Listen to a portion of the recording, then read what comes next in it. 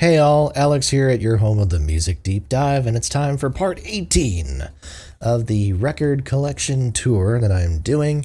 When last we left off, we were talking about Barry Manilow, which I'm sure made everybody so excited. Um, I shouldn't be this sarcastic. I apologize. I got nothing against the guy. But we forge on regardless. And this one I think will be a little bit more compelling to some people because of some of the artists we're going to be talking about. And I'm going to start it right away with an album that was one of my favorites of 2020 when it came out. And possibly my favorite of hers, probably my favorite of hers. I have Laura Marling's Song for Our Daughter.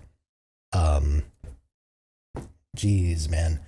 Laura Marling is a fantastic talent. Really just a terrific songwriter. One of the best to come out, probably period, in the last 15 years. Certain, maybe the very best to come out of Britain. Really hard to say, but she's definitely up there. There's a lot of, I think every song on here, she is done exceptionally well. I love Alexandra, Strange Girl, Only the Strong, The End of the Affair, For You, the title track. And it's ironic because I'm pretty sure she had a daughter not too long ago for the first time. So very prescient, I suppose. Yeah, just a fantastic record. As I've said multiple times probably during this series, I think 2020 was a fantastic year for female musicians to release full-length records, and that one is one of the very best for sure, certainly up there. I have not heard this album. This one, despite the price tag, I think I got it as part of a separate collection. This is Wynton Marsalis with Hot House Flowers. I know that Marsalis is a controversial figure a little bit in the jazz community. Not because he's not talented, but I think people, I think people kind of see him as like a little bit of an asshole from what I understand. I don't know a whole ton about him as a person, but that's kind of the sense I've gotten. I can't deny that he played a major figure in keeping jazz semi-relevant during the 80s and 90s and what have you. Him and his brother Branford, who I've probably heard more just in the context of his playing on Sting records as a saxophonist, but don't have any thoughts on the record itself. But I'm not going to go into his stuff whenever I hear it with this preconceived notion that he was a net negative for jazz or anything like that. Because I don't believe that. I don't believe that to be the case, from what I understand. Okay, this one is interesting. It's kind of a quirky one. This is the Magnificent Masters 5 sings sensational statesman hits. Now, you're going to wonder why the hell I own this. The Masters 5 Quartet was a quartet, or quintet, I suppose you could say, since there are 5 people. Can't do math. They were I think they were essentially like a supergroup type of thing in the world of Southern gospel music that existed in the 80s and early 90s. The reason that I own this is because Southern gospel music is fascinating in the sense of it features some of the lowest bass singers you will ever hear. It's a very bland style of music that goes through a lot of formulaic changes and stuff like that. Not the most interesting on the ears, but boy, does it have some quirky bass singers. And none of them is more quirky than the guy in the middle here with the creepy mustache, J.D. Sumner, John Daniel Sumner, who is most famous for forming the Stamps Quartet and singing with none other than Elvis Presley, singing backup for them and for Elvis for a number of years. Sumner, for a long time, for about 20 plus years, I think, held the Guinness World Record for the lowest note ever hit in the history of recorded music. This particular record, from my understanding, doesn't really have anything that stands out. The reason I got it is I talked about autographs for Mike Love in the last video, and that is J.D. Sumner's autograph right there. So I do own his John Hancock, I suppose you could say. And yeah, some of these records, like I think they're pretty commonplace in the South if you were to go to record stores. But up here in the Midwest country, Yankee country, I suppose you could say, they are a little bit hard to come by. So finding that, and especially finding something with Sumner's signature, really cool. Really happy to own that. He's a comical singer. If you ever get the chance to listen to his stuff, go listen to some Low Note compilations on YouTube. I grew up on that stuff, but it's very funny, but definitely a unique voice for sure. Okay. Brian May and Friends, the Starfleet Project from 83, I think, if memory serves. This is an EP compiled by a few different people. So Brian May is kind of the core artist here. He sings the vocals and stuff like that, as well as playing guitar. Eddie Van Halen is on this as well, as well as a few other people. This is the only... No, that's not true. I own a couple of Roger Taylor solo albums on vinyl. This is the only Brian May one I own, although they did just re-release Back to the Light and Another World, so I might try to get those at some point. The Starfleet Project is fine. There's some cool guitar playing on it, as you would expect, but I think the whole point is they're just kind of... they're getting an excuse to kind of mess around. The Starfleet theme, I mean, kind of riffing off of that, TV show theme. It's a quirky idea, and I don't know. It's just, it's an excuse for them to kind of mess around. So it's not a record that has much replay value, I don't think, but I found it for cheap enough that I was like, you know what the hell? I'll make that investment. So, but Brian's other two albums, I think, are worth listening to, even if they're not completely essential, great classic rock records or anything. I do like Back to the Light and Another World both, so would recommend. And now we get to my beloved. I've got a few records of this guy's, and some of his other stuff I'm covering a little bit later when we get to his band, Wings. But let's start with Paul McCartney, my personal favorite musician of all time, probably for obvious reasons. This is the album McCartney from 1970, his first record after the breakup of the Beatles, which was technically recorded while the Beatles still existed, but we won't mind that for now. It is a very... some people call this the first indie pop record. Some people call Ram the first indie pop record. Your mileage will vary as far as how willing you are to use genre descriptors like that. But what I do know is that McCartney is, for the most part, very stripped back. Paul plays every instrument on here and sings most of the vocals except for Linda doing some here and there. And these are unfocused songs. This feels like kind of a step beyond some of the tracks that he was doing on like the White Album, rather than a step beyond what he would do on Abbey Road. I feel like those ones are going to be kind of followed up on more on Ram. But, their ideas, he's jamming around, and he's at the peak of like his musical abilities at this point and his vocal abilities. So he's riffing on everything, and it all sounds good. I really like Every Night. Junk is a White Album outtake that's really lovely. And Maybe I'm Amazed sticks out kind of like a sore thumb because it's the one track that was actually recorded properly inside a major studio, or one of the only tracks. But man, it's a great song. It's one of his most famous solo tracks for a reason. McCartney as an album is a little bit underrated, I think, in today's day and age. Although I think time has been good to it, just as time has been exceptional to Ram. An album that was kind of derided when it came out But nowadays, if you look at, lists of the best solo Beatle albums, is probably at or near the top for most people. I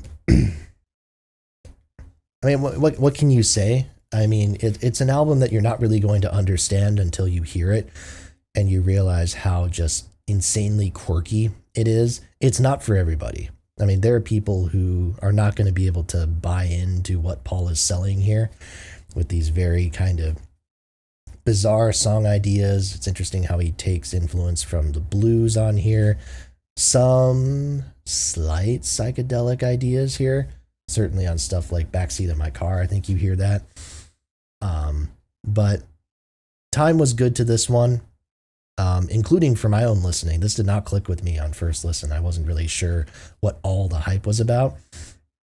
But when you kind of listen more to what he's doing, listen to kind of not even just the songwriting, although I think the songwriting is great, and a little bit easy to miss on first listen sometimes with how strong it is, but just his performances. I mean, vocally, again, at his peak, he's just singing his ass off on this record every single time. And some of the instrumental things, like the guitar solo on Too Many People, like, goddamn. Uncle Albert, Admiral Halsey, I love that song. Some people don't. I understand why, but I love it. And special shout out to Heart of the Country, which is a lovely track, and then the insane vocal performance that is Monkberry Moon Delight. I don't have an exact favorite probably on the album. Backseat of My Car would probably be up there. I've been really into Dear Boy lately, though. Lovely song. And so then, at least with how my collection is organized, and I might update this at some point, who knows, but I do have Wings listed separately. So I skip all the way up to McCartney 2 now, from 1980. I think this is an incredibly underrated record. It's one of my favorite solo albums of his. It's him messing around. It's him messing around on a whatever it is, Fairlight keyboard. And he pulls it off. I mean, you just him dicking around. You see this if you watch the Get Back documentary. McCartney dicking around. The guy still like has melodies just kind of falling out of his ass like they're second nature. And that's really true even to this day. I don't know if pop music has ever had a better melody writer than him. I think he's on the level of some of the all-time greats of any genre. So, this was another one that was not immediate for me. I think the synth sounds are something you have to get adjusted to. You have to be willing to buy into what he's doing, especially on stuff like Temporary Secretary. And almost all of side 2. But if you get engrossed in the mood, in this bizarre mood with what he's doing, on stuff like Frozen Jap, Bogey Music, Dark Room, you're gonna love it if you give it enough time. I truly believe most people would actually really like this record if they gave it enough of a shot. So I don't know where exactly it ranks, especially if you factor in Wings albums, but it might still be top 5 McCartney for me. I'd have to really reflect on it for a while. This one, though, Tug of War from 1982.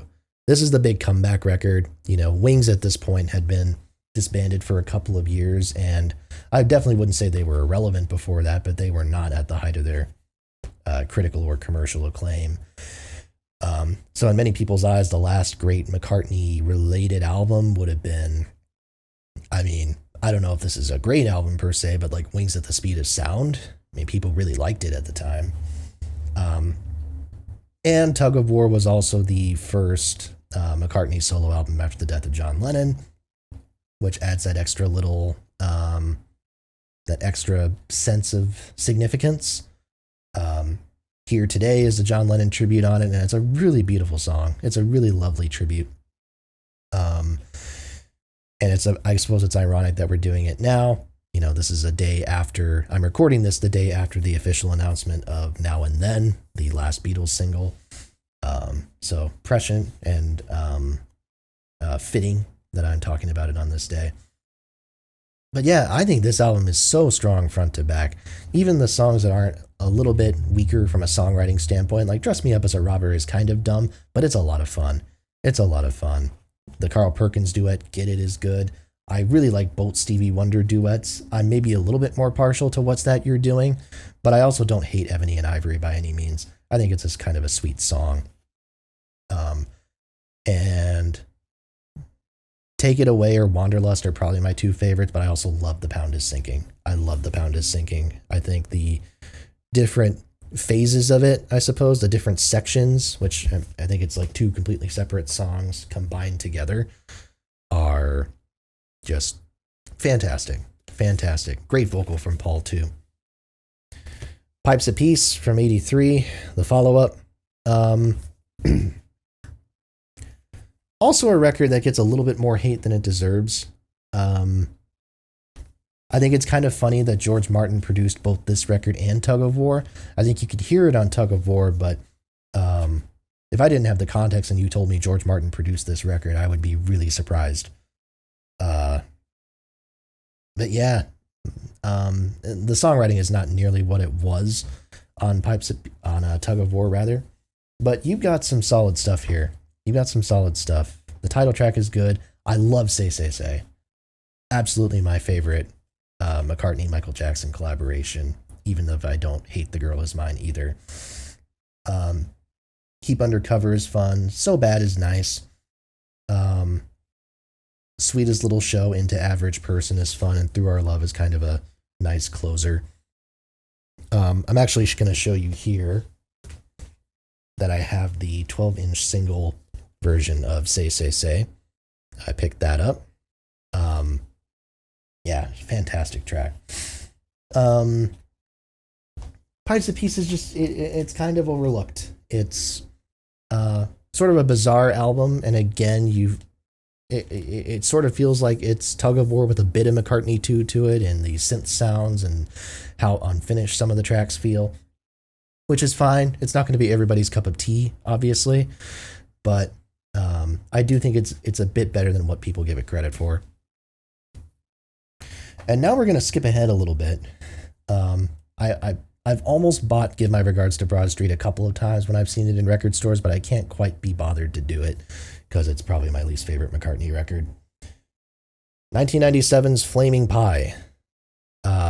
This is the 2020, I think, reissue of it. Yeah, 2020.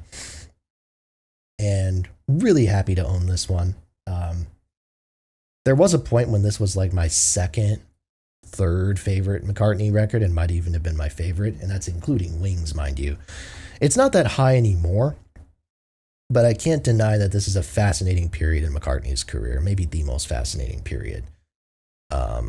Because this is right after the Beatles anthology, after he spent a lot of man hours kind of reliving his past. He spent the time recording like Free as a Bird and Real Love, like really exploring that Beatles side of him. And he's trying to build off of that here and reflect on that even more. Brings in Jeff Lynne, who he didn't really know before the Beatles anthology project, but grew to have a really good working relationship with him. Lynne produces this album. You've got George Martin and Ringo Starr coming back for appearances on this one. It feels like he's building off of some of those kind of Beatles-like ideas, I suppose. Which maybe I'm trying to find a better way to explain it too, because I think it's in the subject matter of the songs, but I think it is also in the approach. Especially, I hear it in the acoustic tracks. Stuff like Calico Skies, and Some Days. Both of those tracks to me feel like kind of a step forward from what he was doing in some of those late Beatles records. Some of the acoustic tracks on those ones. And a couple of those songs I think even stem back from like the 70s too, and some of those ideas. So it's a good album. It's very consistent to listen to. Really, the weak points to me are the kind of the rockers for the most part, especially the ones that involve Steve Miller. Nothing against Steve Miller, just not really my favorite thing in the world. Chaos and Creation in the Backyard from 2005, produced by Nigel Godrich, Radiohead fame. This one is another one that is revered by a lot of people. And I say that as if I disagree. I don't. I think it's maybe not as radical of a departure from McCartney as people give it credit for. I think it's some of his most consistent songwriting in years, if not decades. Fine Line, Jenny Wren, English Tea, Too Much Rain, Writing to Vanity Fair. This never happened before. Just a lot of really strong bits of songwriting from Paul, and a more kind of acoustic feel again, really helping the tunes themselves come to the forefront. But I also don't think it's his most daring thing. I think even Memory Almost Full from after this is a little bit more daring, and don't get me started on Electric Arguments, the Fireman record. I want Electric Arguments on vinyl so bad, but that thing is $150. So I'll wait for them to reissue it one of these days. But yeah, Chaos and Creation. It's a strong album. I don't know where it ranks as far as the McCartney stuff goes. And some days I'm even tempted to say I prefer Memory Almost Full. But it's a good bit of songwriting and a welcome pick-me-up after Driving Rain, which I don't dislike that album. I really don't. But to me, it is the most kind of drowned in its own indulgence McCartney record. And also just feels suppressed compared when you consider like the personal context and stuff like that. There's a lot of stuff that he's trying to grapple with on that record that doesn't really work together. Like he's grappling with the loss of Linda while also grappling with the like trying to treasure the new love, the new romance with Heather Mills at the time, which we all know how that ended. In any case, I'll move on from that. So I don't own McCartney 3, but I do own McCartney 3 Imagined, which this is the indie exclusive gold vinyl edition. Very exciting. McCartney 3 I like, but I'll be very honest and say I was not crazy about it. I don't think it was a career renaissance or anything really approaching that. But it definitely featured some of the most interesting songwriting I've heard from McCartney in a number of years. And hearing the songs being reworked here, Beck, Phoebe Bridgers, St. Vincent, Damon Albarn, Anderson .Paak, there's a lot of interesting ideas here, and it's really, I think it's a cool touch to hear these more contemporary artists rework and revisit new McCartney songs. And it was cool to kind of see like McCartney's back and forth with them when he would do like those Instagram live interviews and stuff like that. I watched the one he did with Phoebe Bridgers, and it was cool to see how he had respect for these people. I mean, don't get me wrong. This was not, from my knowledge, this isn't a case of McCartney picked out the artist that he wanted to work with. This was Capitol, I think is who released that. These are Capitol Records artists, I'm pretty sure, doing these collaborations. So the record label is probably who picked them and not Paul. But still cool to see kind of that mutual respect nonetheless. All right, plugging away. Michael McDonald. I really like Michael McDonald. I don't love his solo music per se, but I do love his voice, and that's enough for me to buy some of these records. Here is his debut solo album, If That's What It Takes. A lot of good songs on here. The title track and I Keep Forgetting being probably my two favorites. Not my favorite solo album of his, though. I mean, this is the one that most people know and that most people are inclined to say is their favorite. But to me, he improves it a little bit later. Not really with this one. I don't like this one quite as much. This is his second, No Looking Back. With a really just, I don't know what this album cover is. I'm not a big fan of it. McDonald's voice, it's interesting to hear it evolve. Because you have the Doobie Brothers stuff, as well as his Steely Dan backing vocal stuff, which is where he really gets his reputation from. In these two records, he's already kind of viewed as like the voice or whatever. Like he has that renown and he's just building off of it. And ever since then, he's kind of, I think the peak of his vocal abilities is in this next record, but then you get to, especially like his 2000s stuff, and his vocal approach changes in a weird way. Like it's still Michael McDonald, but it's a very gruff Michael McDonald.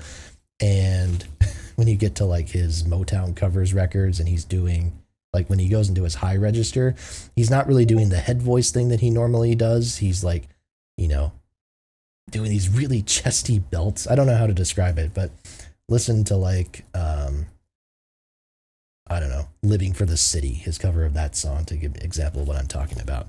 In any case, Take It to Heart, which I do think is his best solo album vocally for sure, and probably his best overall. Is it for sure his best overall? I don't really know, because I also remember liking his most recent album, Wide Open, more than I was expecting to. Kind of a really interesting late career reflection on some of his own struggles, including his struggles with alcoholism and addiction. That one kind of surprised me. But Take It to Heart has, I think, his best set of vocal performances. Get the Word Started, to me, might be the best vocal that he ever put on tape, apart from maybe What a Fool Believes. It's, again, I mean, you know what you're getting. This is, still rooted in 80s pop, even though this is 1990 now, and is very much drifting into adult contemporary territory. And by the albums following, he has absolutely gone all the way into just straight up adult contemporary, not really pushing any boundaries or anything like that. But again, we talk about this with Barry Manilow. I like cheese if it is executed well, and Michael McDonald executes it as well as anybody. So I got nothing bad to say about it. Don McLean's American Pie now. Been a while since I've heard this album in full, but I know most of these songs very well. I also don't have context for the rest of McLean's solo career. I have reason to believe that this is much better than any other album he ever released. But, I won't make that judgment, but the tracks here are certainly nothing to sneeze at. We can say all we want about the title track. There are people who just can't stand it. There are people who say it's one of the greatest songs of all time. I will not say I'm in the middle, because I'm certainly closer to it's one of the greatest songs of all time camp. I don't think that. I just think it's a great song. I think there's a lot of Dylan inspiration here. I can understand people saying that it's like McLean doing his best Bob Dylan impression and not really hitting the mark. But I think the kind of surrealist ideas are very effective. And it's interesting to see how close to the vest he played it for a long time, not really sharing the inspiration behind his words. And then recently he was just kind of like, fuck it, this is what this stuff means. And it still caught some people off guard.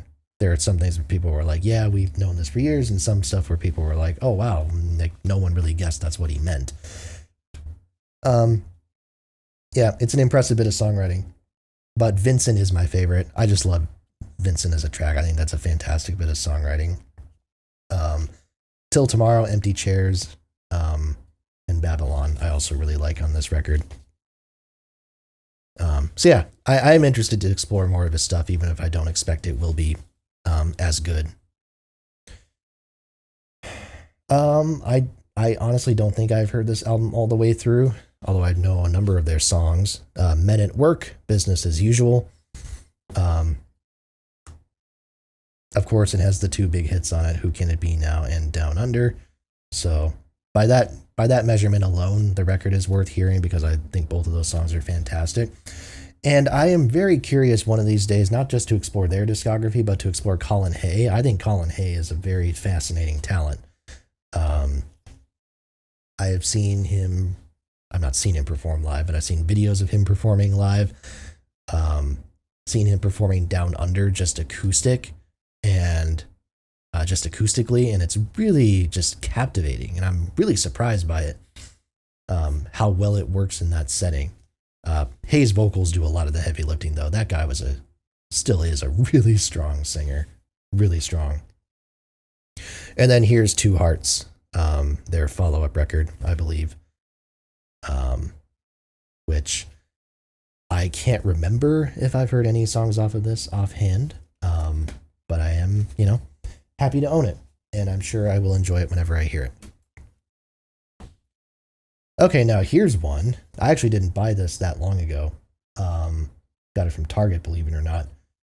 I have Metallica's Black Album, and people are going to roll their eyes, of course, because any diehard Metallica fan will tell you that this is their most overrated record, and that the true Metallica is the thrash stuff and not this,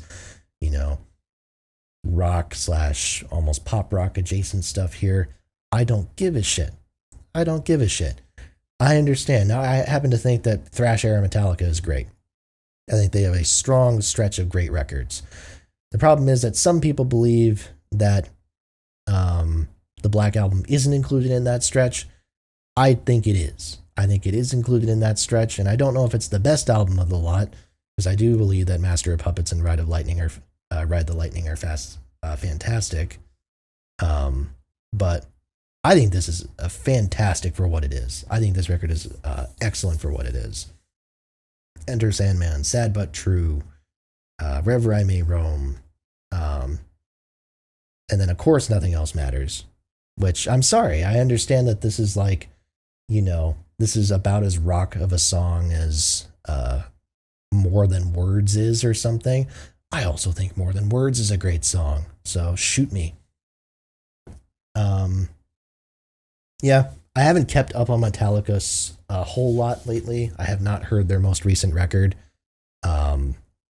because, recent Metallica has not made me excited to hear new Metallica releases, but can't deny the importance of it, can't deny the strength of so many of their 80s and 90s records, and, I don't know if the Black Album is my favorite, per se. I won't say that for certain and get people throwing eggs at my face, but I think it's great, without a doubt. And then we're going to close with a few Joni Mitchell records. So I start with this one, her debut, which is just referred to as a debut here. You also hear it referred to as Song to a Seagull. Love a lot of tracks on here. Her first 3 albums, to me, they're compared to Blue. No, they're not at that level, but they're actually really close. They're really close, and I think they do tend to get a little bit overlooked in the grand scheme of things. This one I think I bought at a where was it? Was it a flea market or something? Something like that. There was a small collection of vinyl records, and nothing else in there was really worthwhile, but they had this for $7, and I was like, oh yeah, why not? Actually, no, it was an antique shop, now that I'm thinking about it. It was an antique shop where I bought this. Michael from Mountains, Night in the City, The Pirate of Penance, and the title track. A lot of great stuff on here, and her voice, already fantastic. I understand her voice is an acquired taste for some people, too. It's not traditionally beautiful in the same way that a Joan Baez or a Judy Collins was. But also expressive, very expressive, and also just hearing it age over time. Maybe not everybody thinks it aged the most gracefully, especially when you get to her 90s and 2000s stuff. That's up to you to decide. I tend to think it actually aged extremely gracefully, and comparing her late career stuff, like her album Both Sides Now, where she re-records a lot of her older stuff, comparing that to her sound on these albums, that comparison tells a story in and of itself, and I think it's really cool. Here is Blue, kind of a beat up copy of it, so I will probably look to improve upon that at some point down the line. Show the gatefold off here. There's nothing really to say about this because it is one of the greatest singer-songwriter albums of all time, and I will not use the female disclaimer there because it ranks among the very best ever. Her guitar playing is fantastic. One of the best acoustic guitar players, I think, to ever pick up a guitar. And her, just the songwriting and the way that her melodies and her vocals just drift so loosely over the instrumentation here. When you listen to stuff like All I Want, just right at the beginning, I'm on a lonely road and I'm traveling. How she plays with rhythm just in that phrase alone. Like, you know you're in for a whirlwind. It is so hard to do that. It is so hard to do that, especially if you're playing an instrument simultaneously, to make your voice go completely out of rhythm, out of groove with the instrumentation. Like, I'll have moments where I'll be at like my piano or something and I'm trying to play that, and just blows my mind how that is just so second nature for her to do, and how she thinks of doing it in the first place. It's a great bit of songwriting. I don't know what my favorite is. All I Want is certainly up there. River is certainly up there. Carrie, for sure. A lot of great stuff. And then the only other Joni record I have, I do intend on expanding this collection, without a doubt, is Hejira. Contrary to what some people say this is the best Joni album not named Blue. I would not say that. This is top 5 Joni for me, but it's probably lower half of the top 5. This is in that 3rd, 4th, or 5th range. But that's nothing to be ashamed of. I just think there's stuff like The Hissing of Summer Lawns, for instance. I mean, Jesus, that's a underrated record in my opinion.